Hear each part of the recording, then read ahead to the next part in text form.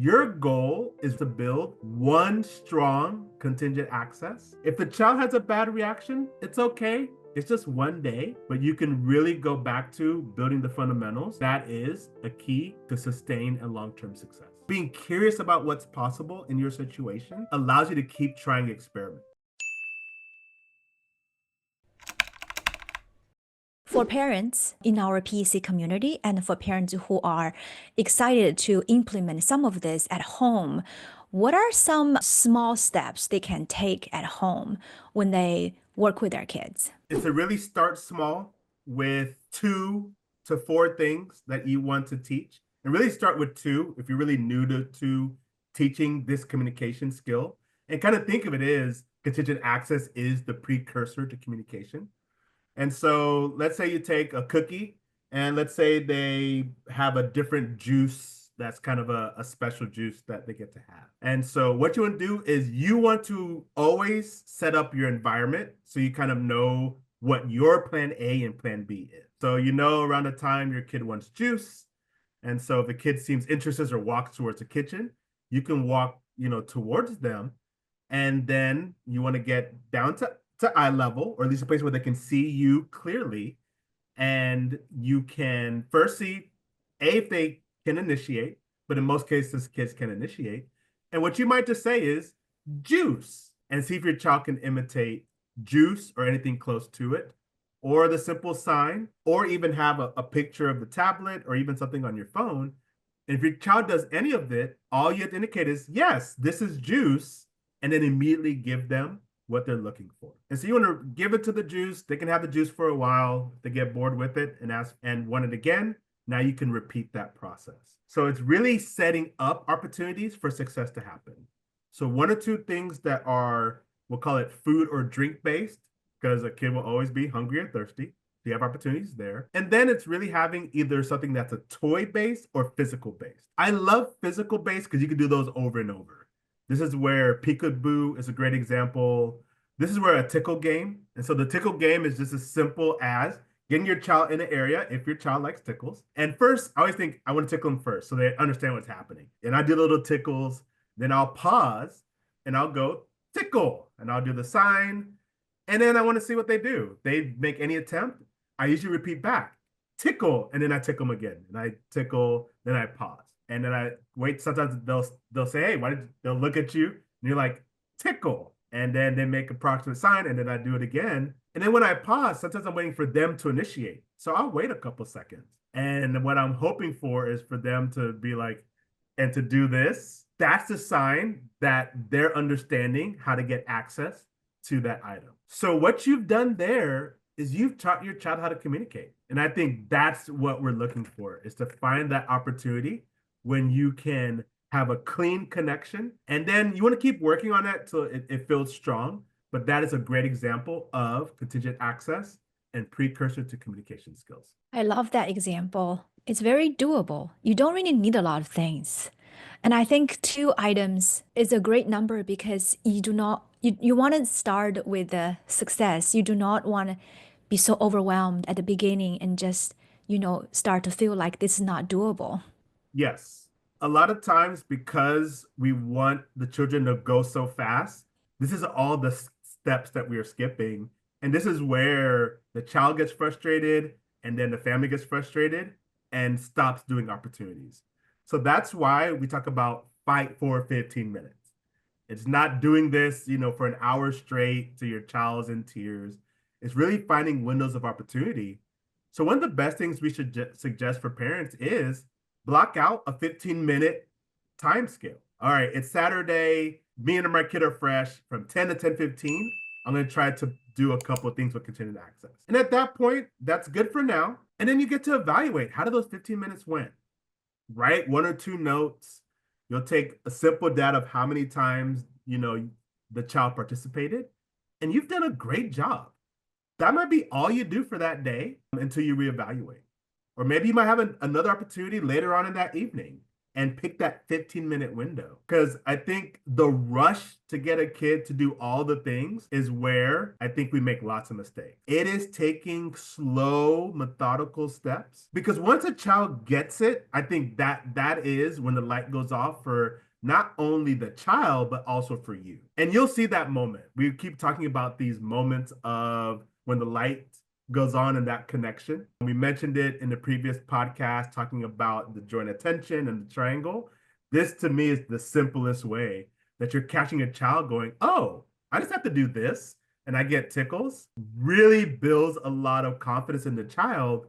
And I think it's that first contingent access that you can really work on, makes the second one easier, which makes the third one easier moving forward. So that's what we saw a lot when I used to run a center, is always getting that 1 to 2 contingencies established, and then that starts to build the momentum. So think of it that way. Your goal is really just to build one strong contingent access and get it stabilized. And then from there, really evaluate to teach the other ones. I think it's a great goal for a parent and family to shoot for. I can picture, parents sit down before bedtime. It's like just like 5 minutes planning session. Hey, tomorrow, after dinner, find a time. I'm gonna try cookie and juice. And daddy like, okay, maybe I'll just try the tickle, like peekaboo game with little Johnny. We find a location. Where should we do it? Well, we can do it anywhere. Why? We can just follow Johnny's lead. If it's in the kitchen, we'll just have the juice and cookie ready to go. And then with the tickle, you don't need anything but your hands, which is the beauty of any physical game like peekaboo or tickling or even swing a child. I love that kind of tough play, rough play with a kid. So how do we make sure the consistency of it? I think the consistency is one of the biggest challenge because, oh my gosh, I do not have a child on the spectrum. Being a parent, I feel exhausted when you get home. After you put food on the table, you're done. You just like want to take a nap. And I'm sure a lot of parents who are listening to this have great intention, fighting for 15 minutes and have the plan. But when tomorrow comes, it's almost like 100 other things are competing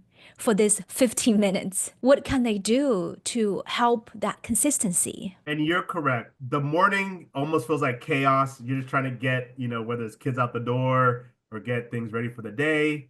And we all know once it gets around dinner time, everyone's brain is spent. So what we're trying to do is stack as many positive things in our favor as possible. So one good example is just have a theme for the next day or a theme for the week. So really maybe day one, let's say you spend 5 days trying to redo this plan. Day one, you're not working on contingency. Day one, you're just choosing what are the 2 to 4 things. I mean, really clear about what are the 2 to 4 things, talking with you and whoever else is in the family. And then really thinking what the scenario will be, maybe a success for day one. And that's success that you know what you want to do. Day two is just maybe trying one of those things. So instead of fight for 15 minutes, it might be fight for 5. And really it's choosing, if we're going to try this, is it better in the morning? Is it better in the afternoon? Or is it better in the evening? For most kids and folks, you want to try to do it when someone feels the freshest. So maybe it's just in the morning or just after a nap or just after something rewarding for them.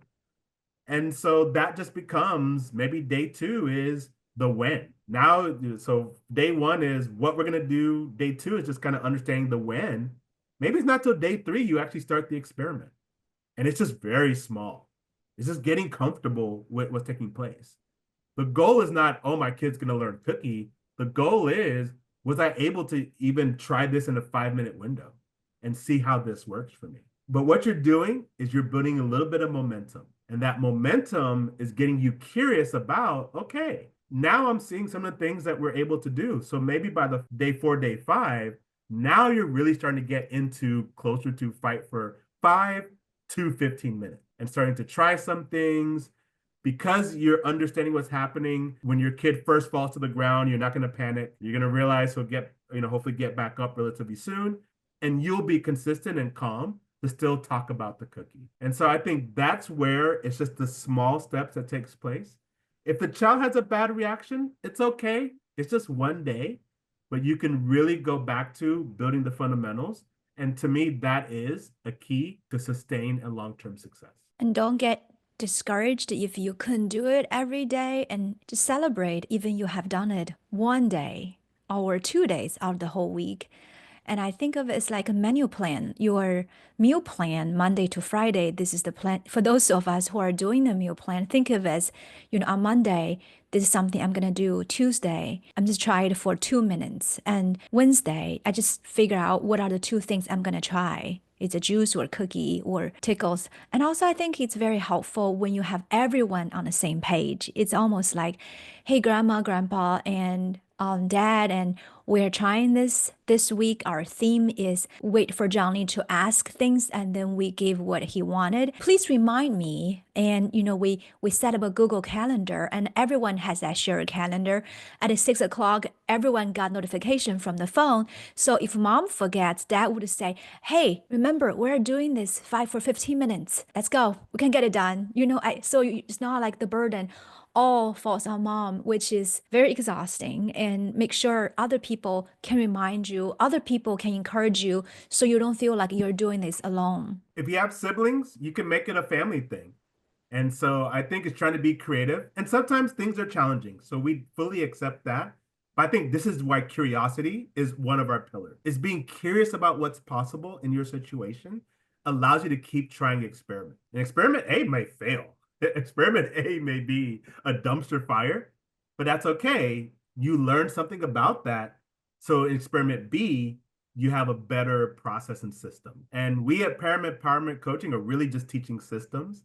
And these small experiments help you to understand more about A, your child, and how to get them to learn.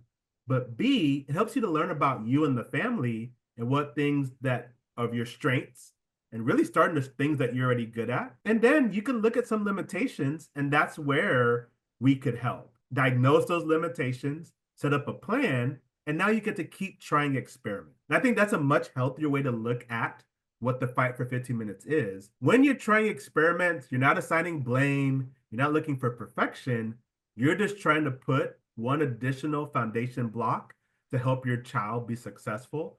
And for coaching, for helping lots of parents, this is the fastest way to get what you're looking for. And that's one of the best reinforcers is you feel confident. You see the progress in your child, and even small progress, and comes a long way. Well, before we wrap up, let's recap. We talked about contingent access, basically is setting up a rule and first. Then we talk about choose something that's not super reinforcing for a child, so that if you have to introduce waiting time, well, first you have to say that that's a meltdown. You want to pick something that's like your child wanted, but it's not gonna result in a major meltdown. We talk about examples, some toys, some edibles like a cookie, juice. We talk about physical game, peekaboo or tickle game, swing your child. And we talk about the power of contingent access, which is building that communication and stop the loop of scrolling from crying to kicking to self-injury. Instead, teach the brain a very effective and also simple way to communication. It can be words, it can be sound, it can be a picture, it can be anything like tap your chest that your child can use, or please, to tell you what he or she wanted. Well, here is your challenge for the week. Pick one area of your child routine, or snack time, after dinner, play for 10 minutes, or before bedtime, a family time together, and keep it simple, keep it doable, and celebrate small steps, even 2 minutes. That is a success. That's your first step to shape the behavior and develop a new habit. And thank you so much for everyone who tuned in. Remember, you're not alone in this journey. Our mission is to help you feel be empowered, be informed, and we'll talk again soon. Thanks for watching. Are you ready for support? Look in the description below to book a free consultation call. We also have free downloadables from Parent Empowerment Coaching and our quest to help parents fight for 15 minutes. Stay empowered, stay informed. We'll talk again soon.